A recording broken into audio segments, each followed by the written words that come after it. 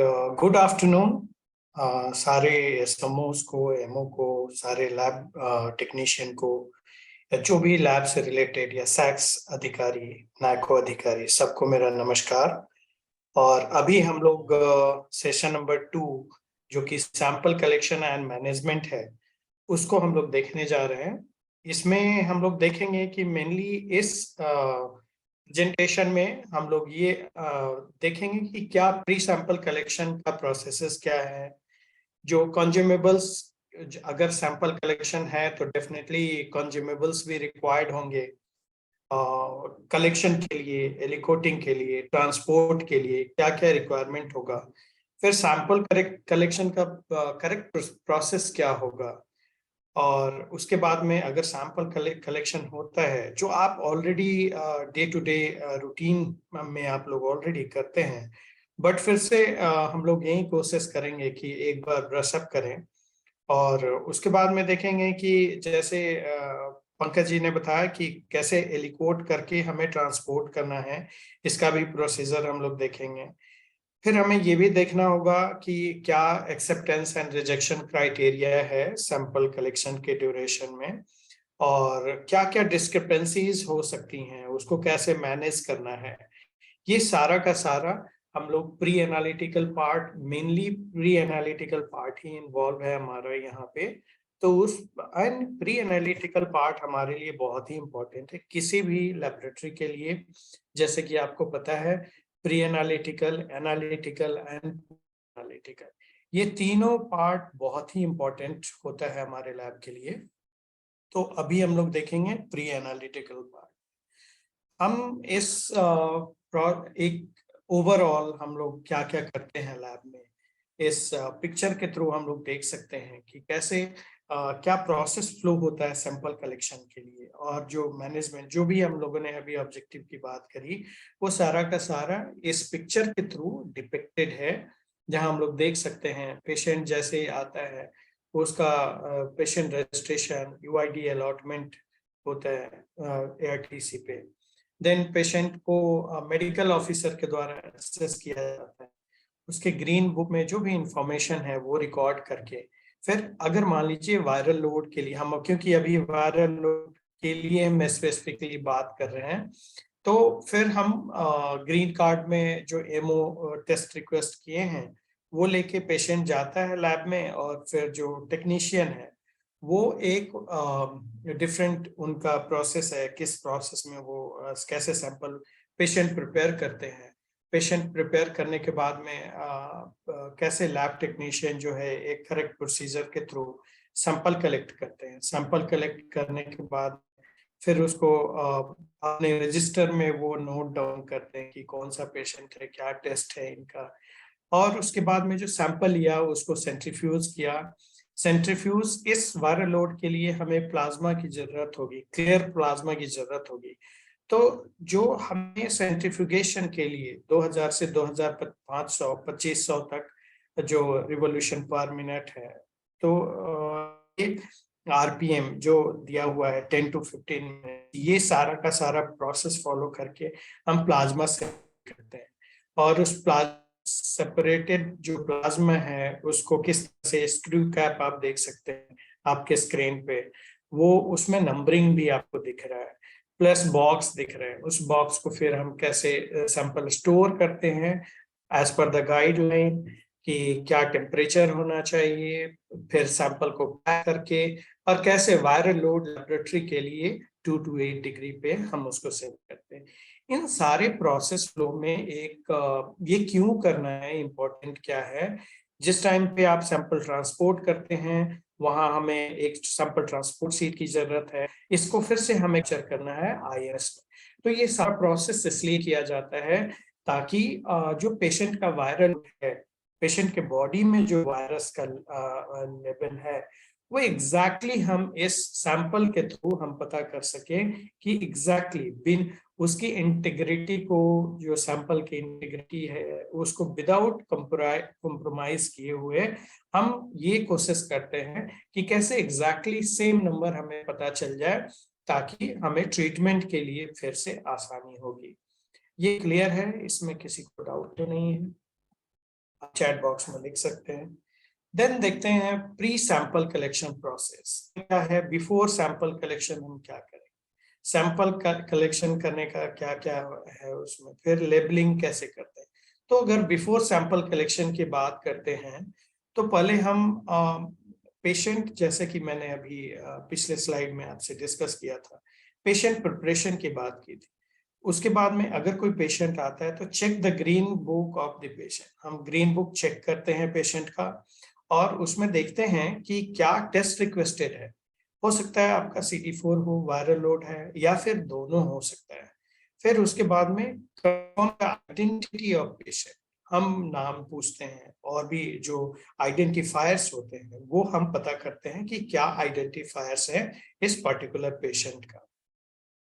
और उसके बाद में लेबलिंग जो है, लेबलिंग एक बहुत ही इम्पोर्टेंट पार्ट है। अगर लेबलिंग नहीं हो, प्रॉपर लेबलिंग नहीं हो, जैसे कि गाइडलाइन हमारा नाको के द्वारा बना हुआ है कि किस तरह से 17 डिजिट यूनिक आइडेंटिफिकेशन नंबर जो ग्रीन बुक में प्रोवाइडेड होते हैं वो आपको पता है, मुझे उसको डिटेल बताने की जरूरत नहीं है, बट फिर भी मैं बताना चाहूंगा कि जो ट्यूब है, ट्यूब को हम कैसे लेवल करते हैं।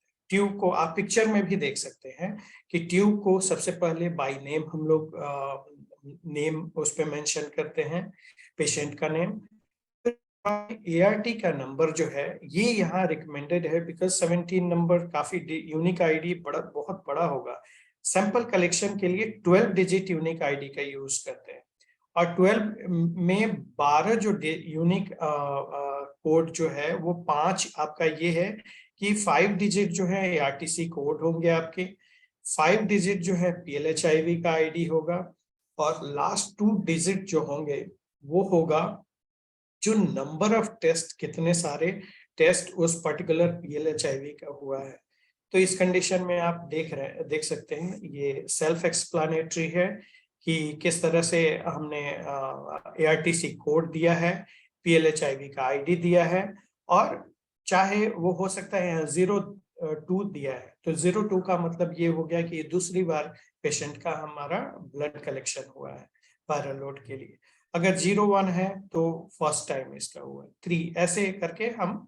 और फिर एक और इम्पोर्टेंट है, ये आइडेंटिफायर्स इसलिए जरूरी है ताकि पेशेंट का नेम सेम हो सकता है, बाय मिस्टेक अगर यूनिक आईडी भी सेम हो सकता है, डेट। यूनिक आईडी जनरली आपका चेंज नहीं होगा क्योंकि हर एक पर्टिकुलर PLHIV का एक यूनिक आईडी रहेगा। फिर अलग अलग डेट के हिसाब से जो नंबर आपके सैंपल कलेक्टेड हैं वो रहेंगे। तो ये 3 चीज आपको ध्यान में रखना है, name of the patient, ART number और डेट ऑफ कलेक्शन। दूसरी बात है, अगर CD4 है तो हमें 3 ml ब्लड की रिक्वायरमेंट होती है। अगर CD4 एंड वायरल लोड दोनों टेस्ट हमें करना है, अगर रिक्वेस्टेड है तो 3-3 ml की जरूरत होगी, 3 ml CD4 के लिए और 3 ml वायरल लोड के लिए। उसके बाद में हम लोग देखेंगे sample collection for CD4 and HIV1 viral load test. So इसमें होल ब्लड सैंपल एक ही प्रिक में हमें कोशिश करना है कि एक ही प्रिक में 3 ml जो मतलब 3 ml ईच 2 सेपरेटेड ट्यूब में हमें लेना है। और जैसे कि पिछले प्रेजेंटेशन में ये बताया गया था, हमें इंश्योर करना है कि HIV1 का ही वायरल लोड टेस्ट करना है।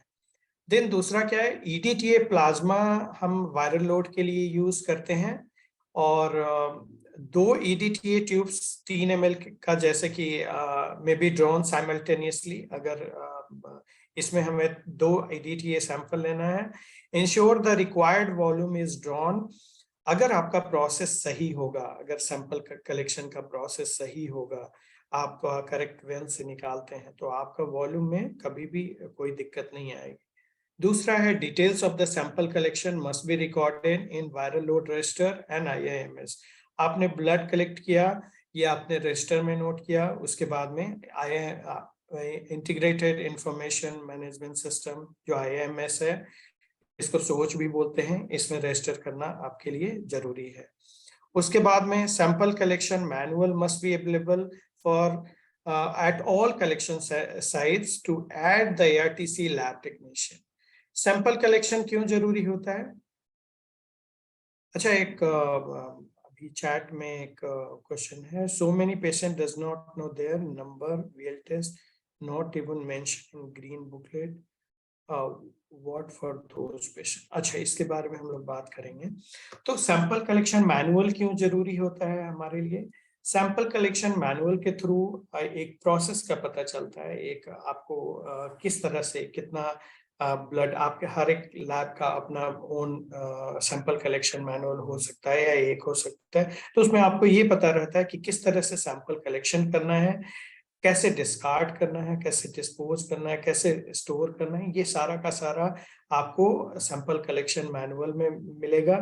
और हर लैब के साथ मुझे ऐसा लगता है कि सारे लैब के पास ऑलरेडी ये सैंपल कलेक्शन मैनुअल है, ताकि अगर कोई नया भी बंदा आता है तो आपको इजी होता है ये सारे प्रोसेस के लिए।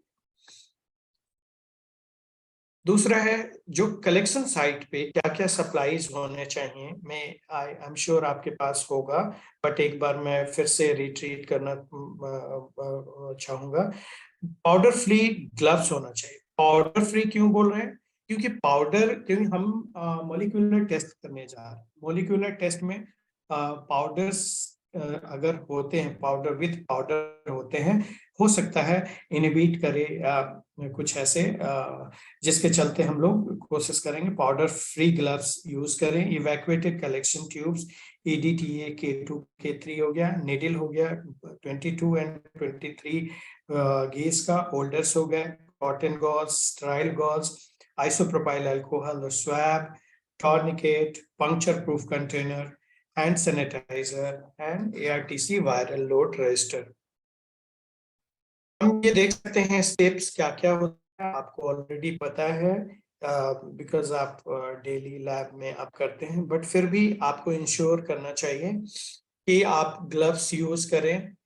प्रॉपर वेन्स का सिलेक्शन बहुत ही जरूरी है। आप टॉर्निकेट जो साइट है उससे करीब 3 से 4 इंच के दूरी पे आप अगर रखते हैं तो ज्यादा अच्छा होता है। या और उसके बाद में साइट क्लीन करके उसको एयर ड्राई होने दें। एयर ड्राई होने के बाद में आपके निडल का एंगल भी आपको लेस देन 30 होना चाहिए। ये भी इंश्योर करना है आपको कि एंगल भी बहुत इंपॉर्टेंट पार्ट है, अदरवाइज पेशेंट का जो वेन है वो पंक्चर हो सकता है या इनसफिशिएंट उसमें ब्लड आ सकता है।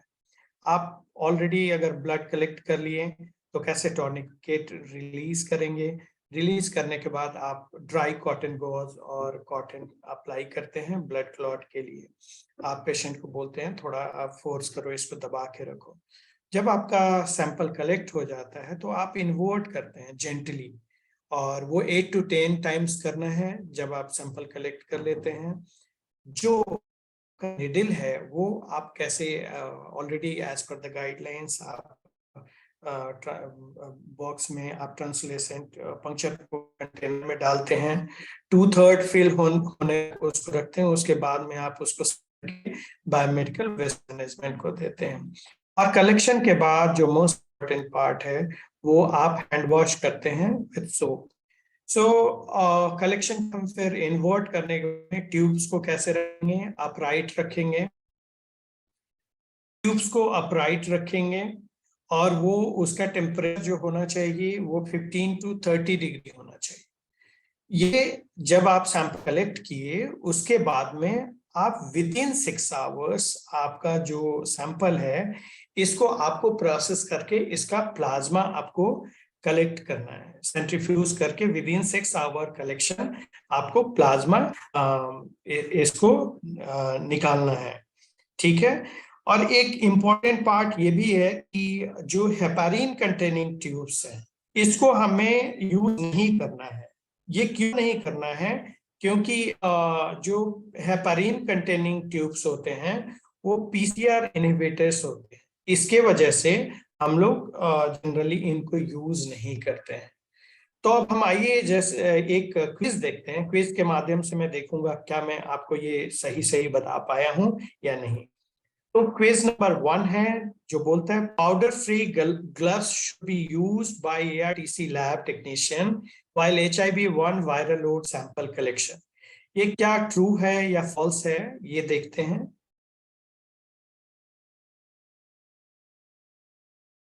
कोशिश किए हैं, ऑलमोस्ट 75% पार्टिसिपेंट क्विज को अटेम्प्ट किए हैं और उसमें से 89% जो हैं उन्होंने करेक्ट आंसर दिया है। 11% 9 पीपल मे बी वो लेट ज्वाइन किए, जो भी है, बट ये फॉल्स नहीं, ये ट्रू है। हमें पाउडर फ्री ग्लव्स ही यूज करना चाहिए। ओके, उसके बाद अब हम देखते हैं कि हमने देखा कि कलेक्शन का प्रोसेस क्या है। अब इसके बाद जो हम देखेंगे कि किस तरह से ये कलेक्शन डे एंड टाइमिंग क्या होता है, कैसे होगा क्या, बट ये फिर ये हो सकता है आपके ARTC के हिसाब से ये डिफरेंट हो सकता है।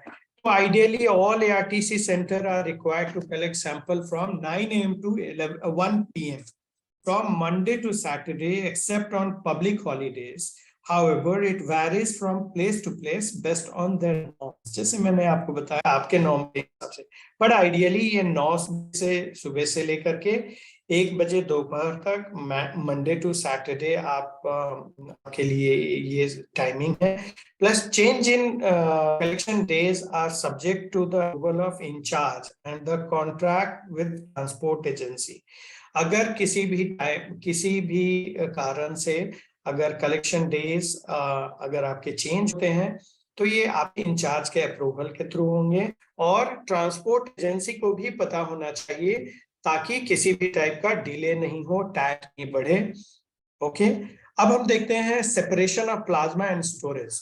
तो separation of plasma and storage के लिए हम जैसे इसमें क्या क्या जरूरी हो सकता है, एलिकोट करना हमारे लिए जरूरी है, एलिकोटिंग ही जरूरी है। तो हमने ऊपर भी बताया था plasma should be separated within 6 hours of sample collection, within 6 hours.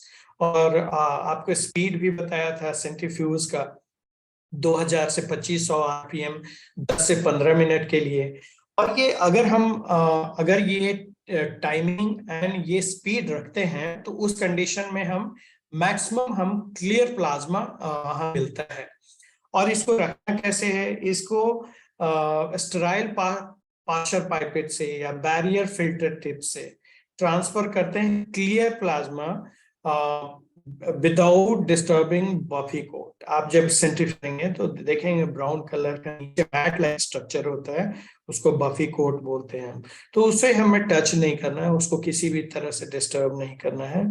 और इसको हम क्या करेंगे, प्री लेवल स्टोरेज ट्यूब में 2 ml cryo compatible polypropylene tube with O ring screw cap जो है उसमें हम इसको ट्रांसफर करते हैं और सील करते हैं पैराफिल्म से। और इस पैराफिल्म से सील करने के बाद में इस एलिकोट को स्टोरेज बॉक्स में रखते हैं हम।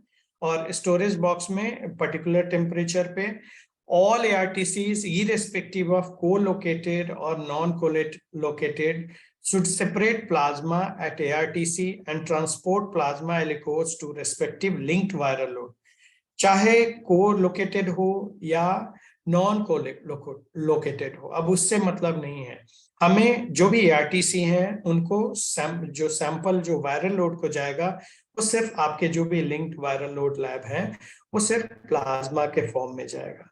तो रिक्वायरमेंट्स क्या क्या होंगे एलिकोटिंग में, इसमें स्टेराइल डिस्पोजेबल पार्शर पिपेट होंगे, 2 ml propylene tubes with O ring screw cap होगा ताकि लीकेज ना हो सके। और उस लीकेज को फर्दर चेक करने के लिए पैराफिल्म का यूज करते हैं। सिलेबल प्लास्टिक बैग्स होता है, ordinary filter paper and permanent marker, इसी की जरूरत होती है। उसके बाद में हम देखते हैं स्टोरेज ऑफ प्लाज्मा, क्या क्या टेम्परेचर। तो जैसे मैंने बताया था जो एलिकोट्स है वो 2 से 8 डिग्री पे हम लोग स्टोर करते हैं और maximum 5 days in refrigerator till the transport schedule.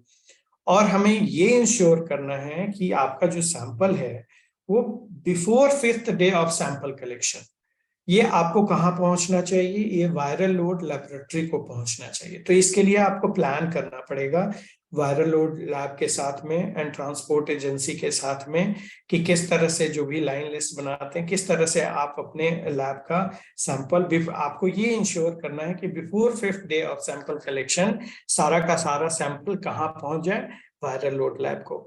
और हमें एक और कोशिश करनी है कि जो रिपीटेड फ्रीज थॉ है इसको हमें बचाना है।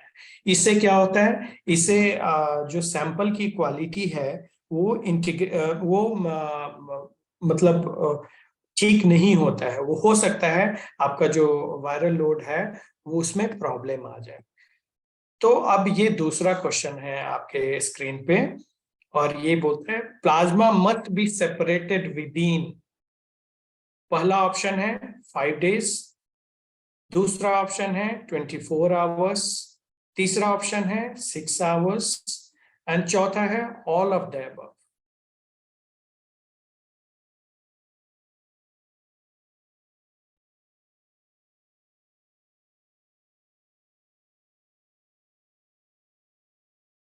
सो करेक्ट आंसर है 6 hours। ऑलमोस्ट 69% लोगों ने पार्टिसिपेट किया है, जिसमें मैक्सिमम लोगों ने आंसर करेक्ट बोला है। विद इन 6 hours हमें प्लाज्मा सेपरेट करना है। उसके बाद में हम लोग देखते हैं कि किस तरह से सैंपल शेड्यूल करते हैं। Sample scheduling, packaging and transportation, ये क्या है इसके बारे में थोड़ा हम अभी जानेंगे। So scheduling dispatch of sample to viral load lab. आपको ये इंश्योर करना है कि बिफोर 5th डे अगर सैंपल वायरल लोड को भेजना है तो आपको किसके किसके साथ कोऑर्डिनेट करना पड़ेगा। एक तो ARTC को कोऑर्डिनेट करना पड़ेगा वायरल लोड लैब के साथ, जो कि आप वायरल लोड के साथ कोऑर्डिनेट करेंगे कि आप कब सैंपल भेज रहे हैं, क्या डेट होगा। और फिर उसके बाद में ट्रांसपोर्ट एजेंसी, हम लोगों ने ऑलरेडी इसके बारे में बात किया है।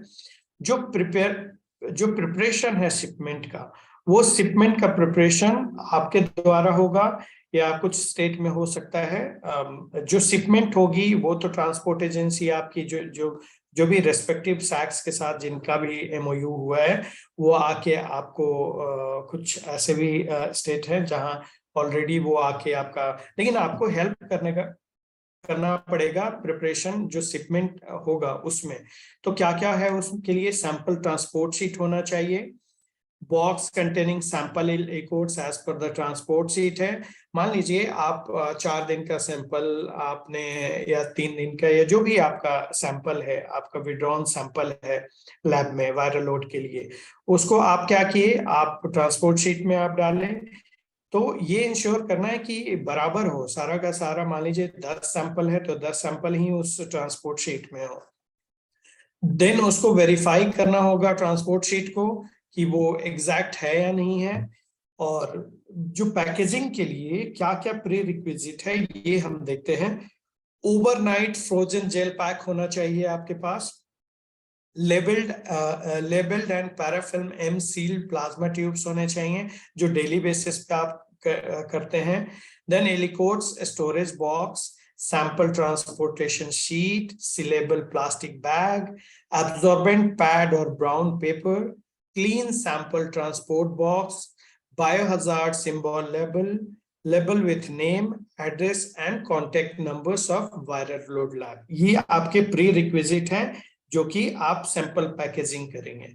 अगर पैकेजिंग की बात करते हैं तो हम जनरली पैकेजिंग किस तरह से करते हैं, तो ये ट्रिपल लेयर पैकेजिंग का आप ऑलरेडी आपको पता होगा। जस्ट मैं एक बार ब्रीफ आपको बताऊंगा कि प्राइमरी रिसेप्टेकल क्या क्या है। इसमें है tube containing sample for viral load testing arranged in a rack और स्टोरेज बॉक्स, जैसे कि मैंने बोला सीधा आपको रखना है।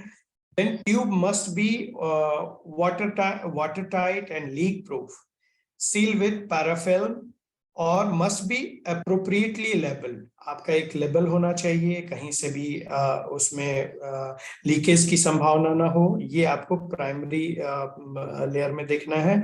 दूसरे लेयर में क्या होगा, aim of this layer is to enclosure and protection of primary receptacle। Then water tight and leak proof sealable plastic bags होना चाहिए। एंड आउटर लेयर में क्या होगा, ये सेकेंडरी लेयर को, जो सेकेंडरी पैकेजिंग है उसको प्रोटेक्ट करता है फिजिकल डैमेज से। जब आपका सैंपल ट्रांसपोर्ट हो रहा होगा तो उस टाइम कोई फिजिकल डैमेज ना हो ट्रांसपोर्टेशन के ड्यूरेशन में। तो ये आपको ये काम है आउटर लेयर का। फिर दूसरा ये भी है कि इंसुलेटेड बॉक्स होना चाहिए। इंसुलेटेड किस लिए? ताकि अंदर के टेम्परेचर को वो मतलब दिक्कत ना पहुंचाए, बट अंदर के टेम्परेचर को बढ़ाए नहीं। Keep sample transport box clean for handling without any needs for PPE. और कोई भी जो ट्रांसपोर्ट का बनता है वो ऐसा ना हो कि उसको फिर ग्लव्स पहनने की जरूरत हो या पीपीई जब पहनने का जरूरत है, इसलिए हम उसको क्लीन ट्रांसपोर्ट बॉक्स में हम ये सारा रखते हैं। उसके बाद में इस पिक्चर के थ्रू आप देख सकते हैं, इसी पार्ट को हम लोगों ने दिखाया है कि किस तरह से क्लीन सैंपल ट्रांसपोर्ट बॉक्स लेते हैं, उसमें प्री कूल्ड आइस पैक लेते हैं आप ओवरनाइट, जो प्री कूल्ड आइस है, उसके बाद में एब्जॉर्बेंट मटेरियल आप उसके ऊपर डालते हैं, उसके बाद आप अपने बॉक्स को डालते हैं और बायोहजार्ड सिंबल होना चाहिए। इन्वेलप में आपके ट्रांसपोर्ट सीट होने चाहिए, उसके ऊपर कंसाइनी एंड जो कंसाइनमेंट दोनों का आपको एड्रेस होना चाहिए। ये इम्पोर्टेंट है ताकि आप भेज रहे हैं और कहाँ पहुंचना है। इसके वजह से हम क्या कर सकते हैं, टैट अगर एक प्रॉपर है तो टैट आपका बचेगा, टैट आप पर्टिकुलर टाइम पे आपका सैंपल पहुंच जाएगा वायरल लोड लैब को। देन है on the day of sample transportation, आप क्या करेंगे उस दिन? तो ये है आप टाइम और सैंपल पिकअप जो है ये कंफर्म करेंगे ट्रांसपोर्ट एजेंसी के साथ में। दूसरा है आप इंश्योर करेंगे बॉक्स पे बायोहजार्ड लेबल होना चाहिए, consignee address and contact number होना चाहिए, viral lab address and viral technical officers का कॉन्टेक्ट नंबर होना चाहिए।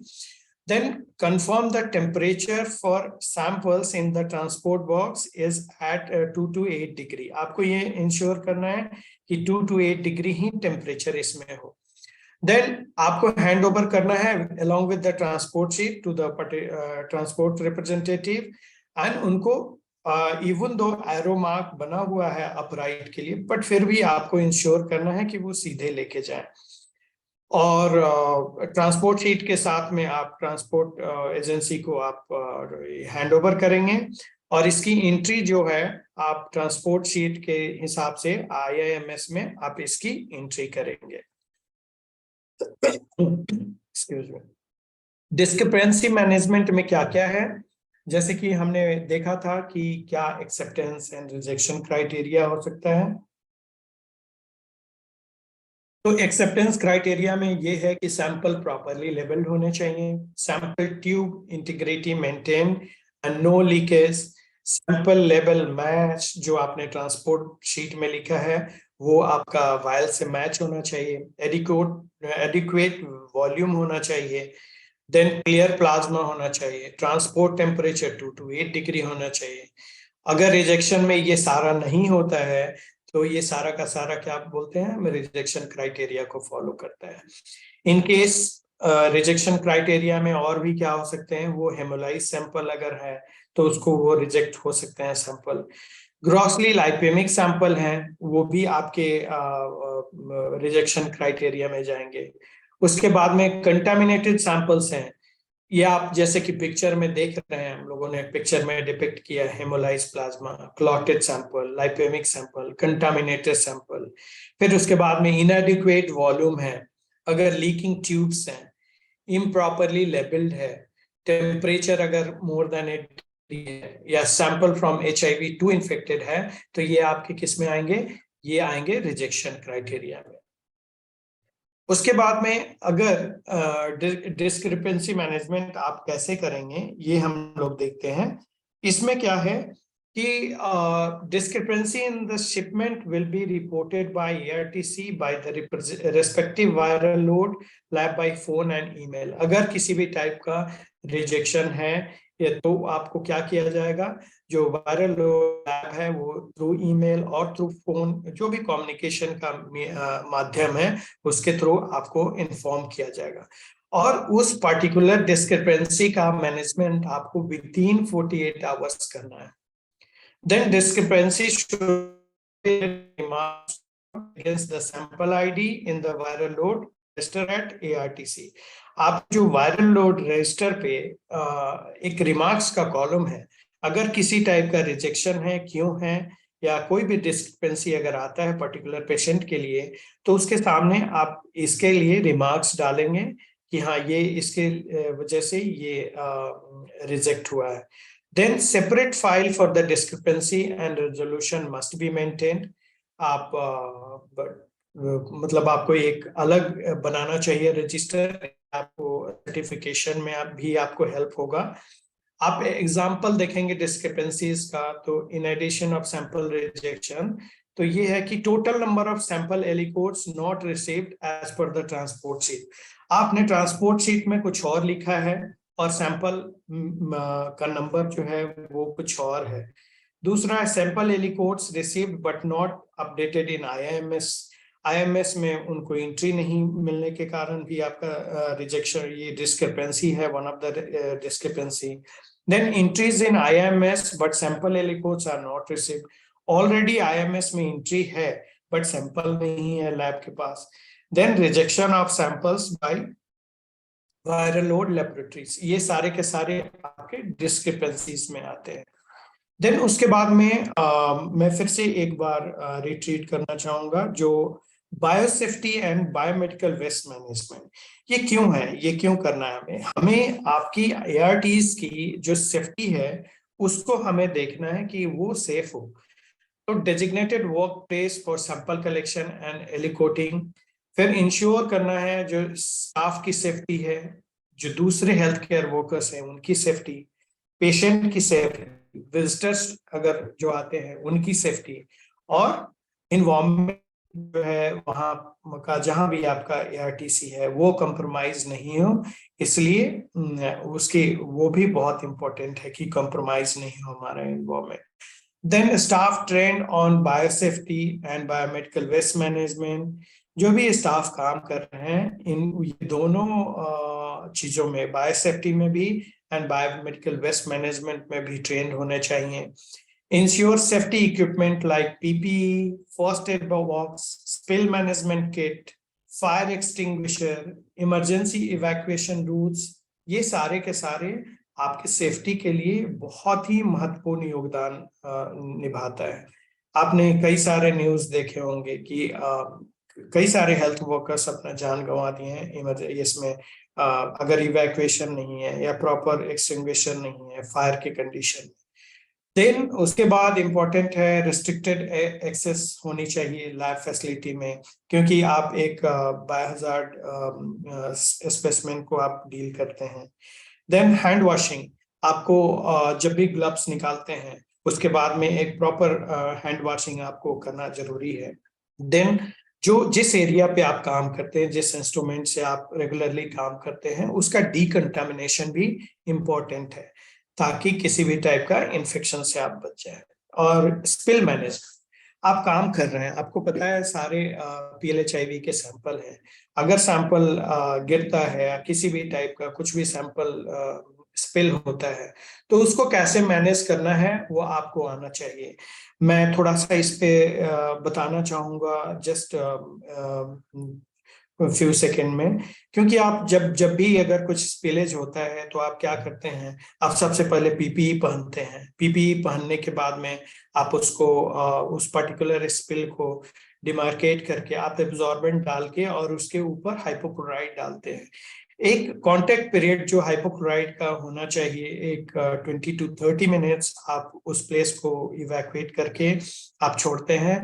एंड फिर से जो टाइम पीरियड के बाद में आप फोर से आपके पास स्पिल किट में, जो स्पिल किट में जैसे कि आपको पता है एब्जॉर्बेंट शीट हो गया, PPE हो गए, आपके फोरसेप्स हो गए, फिर आपके क्लियर बोर्ड हो गया, या फिर एक्सरे फिल्म्स हो गए, ये सारे रखते हैं, हाइपोक्लोराइड हो गया। तो ये इसके थ्रू आप स्पिल मैनेज करते हैं। और उसके बाद में फिर उसको किसमें आप थ्रो करेंगे, उसको फेंकेंगे आप येलो डस्टबिन में फेंकेंगे as per the biomedical waste management rule 2016।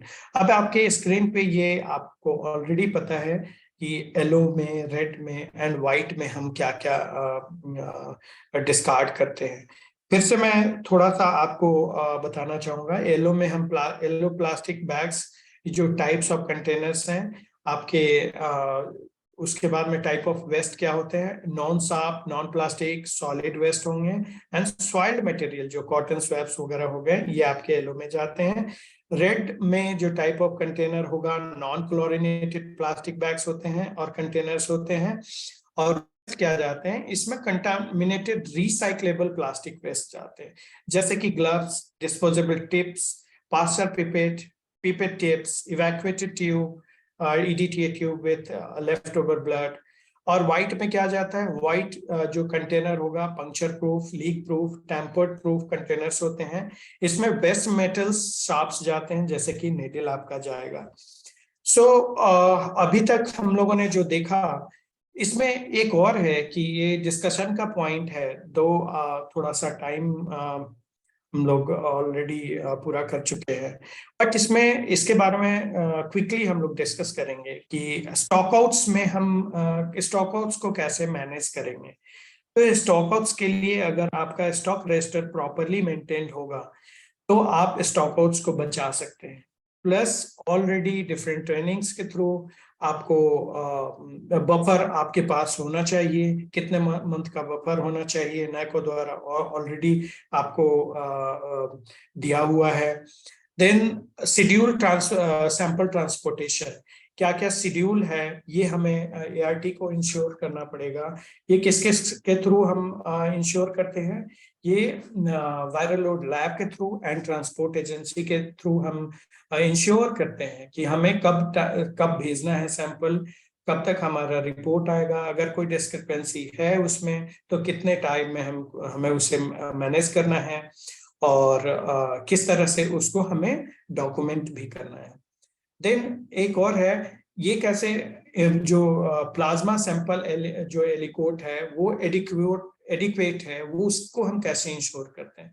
अगर हमारा सेंट्रीफ्यूगेशन प्रॉपर RPM पे हो 2000 से 2500 और टाइमिंग 10 से 15 मिनट का हो, तो हम मैक्सिमम हम जो प्लाज्मा एलिकोट है, क्लियर प्लाज्मा हम लोग ले सकते हैं।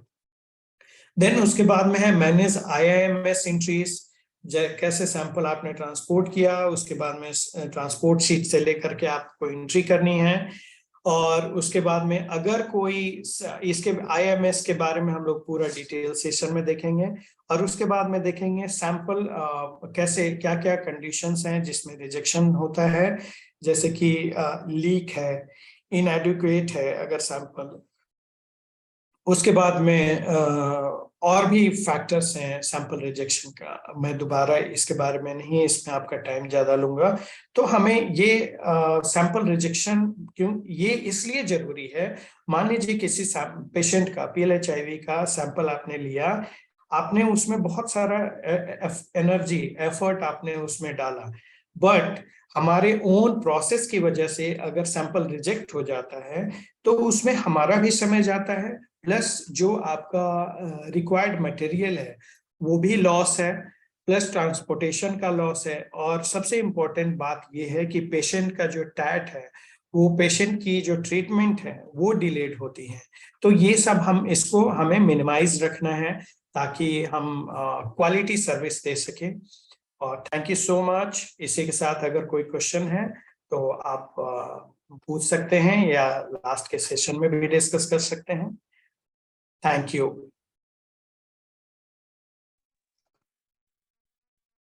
Hello sir.